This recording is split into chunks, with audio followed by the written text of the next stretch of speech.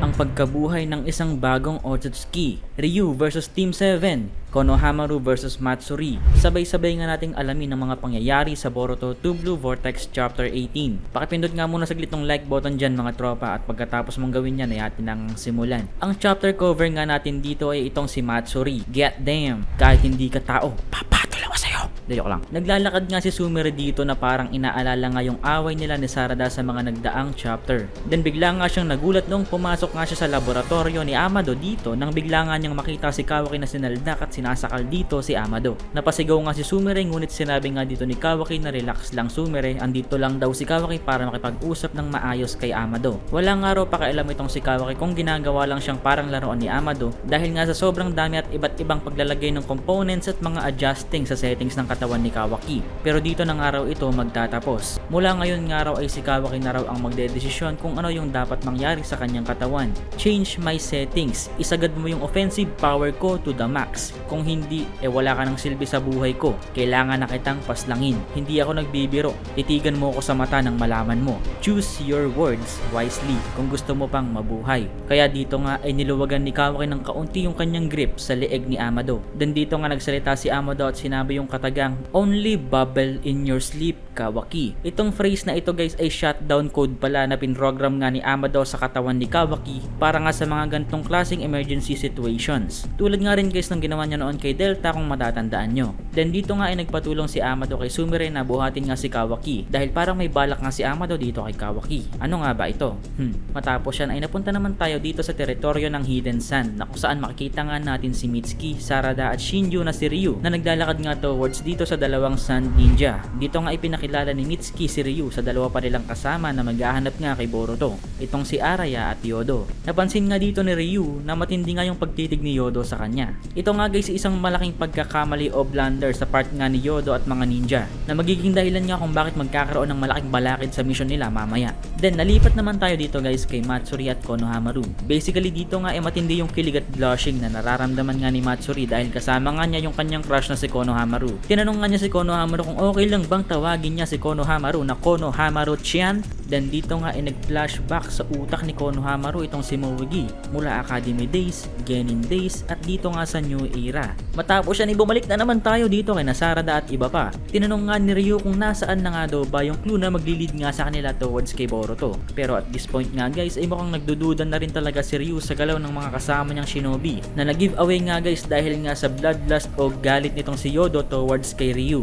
Kaya nasabi ko nga kanina na wrong move nga ito guys. Bigla nga ditong kinalat ni Ryu yung kanyang Iron Sand dahil ito nga raw yung kanyang detection ability. Makakatulong nga raw ito para mahanap nila si Boruto. At dito nga muling pinuna ni Ryu yung bloodlust na mayroon nga daw si Yodo. Na para sa akin nga guys ay nakakabad trip naman talaga kasi isa ka ngang ninja. Dapat sa mga gantong klaseng mission ay kaya mong kontrolin yung iyong emosyon at itago yung iyong nararamdaman para maging successful ka nga sa iyong mission. Ang pangit ng galawan mo Yodo. Even though alam ko naman na sexy ka, maganda ka at kikay ka.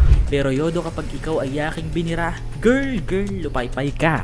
Corny tayo. Pero literal na bira guys, kasi imbis na smooth na nga lang yung mission ay ginawa pa niyang komplikado. Then tinanong nga dito ni Mitsuki kung bakit nga daw ba hinahanap ng mga Shinju itong si Boruto. Sumagot nga si Ryu na hindi nga raw niya alam kung bakit. Pero ito nga raw kasi yung utos ni Elder Jura. Masyado na raw kasing maraming nalalaman si Boruto, like yung tungkol nga sa Thorn Soul Bulbs at marami pang iba. Ito nga ay threat nga daw para sa survival ng mga Shinju kung kaya't kailangan nga nilang mapaslang itong si Boruto. Then dito nga ay ginamit ni Sarada yung utak niya para utuin nga si Ryu na maybe pwede nga raw nilang gamitin yung Thorn Soul Bulb para gawing bait or pain upang mahuli nga at mapalabas si Boruto. Then bumalik nga tayo dito sa laboratory ni Amado na kung saan nagising nga si Kawaki. Sinabi nga niya na hindi daw kailangan magwala ni Kawaki, mag-usap daw sila ng maayos. Naiintindihan nga raw ni Amado yung punto ni Kawaki na threat nga daw ang mga humanoid Shinju sa mundo. Hindi nga raw in-expect ni Amado na magkakaroon ng ganitong uri ng mga nilalang sa mundo. Imo-modify nga daw ni Amado itong offensive abilities ni Kawaki upang magawang labanan nga ni Kawaki ang mga Shinju, ngunit sa isang kondisyon. Dito nga ipinakita sa atin yung artificial body o vessel na ayon kay Amado nga hindi nga raw si Delta. Ito nga ay isang prototype na ginawa niya upang i-inhabit nga o gawing katawan ng kaluluwa ng kanyang namatay na anak na si Akibi.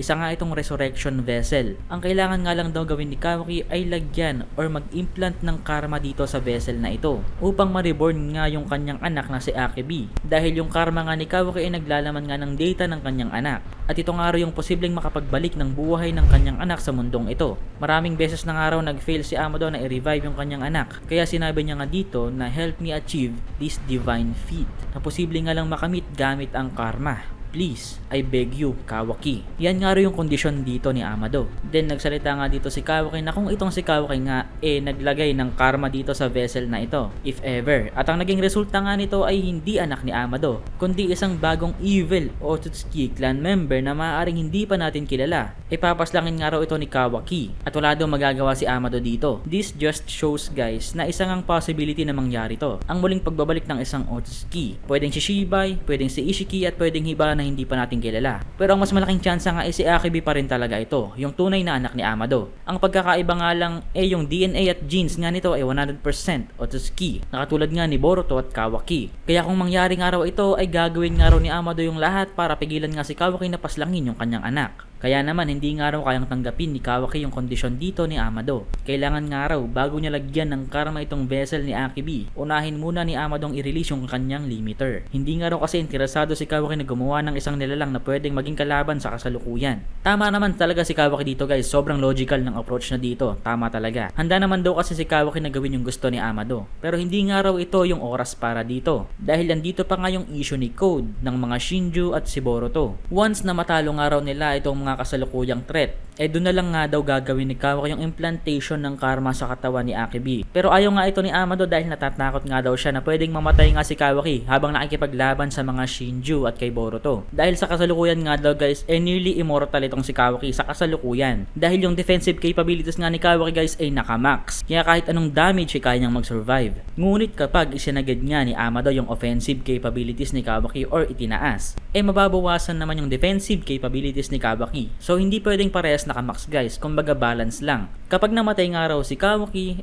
patay na rin yung pangarap ni Amado. Pero hindi nga nagpatinag dito si Kawaki. Use any means possible to make me stronger beyond all limits. Divine Trees, Code Boruto. You will only reunite with your daughter after I slaughter them all. After ko silang ubusin. Matapos yan ay bumalik nga tayo sa sitwasyon dito ni Konohamaru. Kinikilig nga dito si Matsuri dahil masaya nga siya na nakausap niya dito yung love niya. Pero dito nga ay sinabi ni Konohamaru na ayaw nga raw niyang tawagin siyang Konohamaru-chan. Parang Nami-chan guys. Dahil there's only one person who calls me that, sabi niya dito.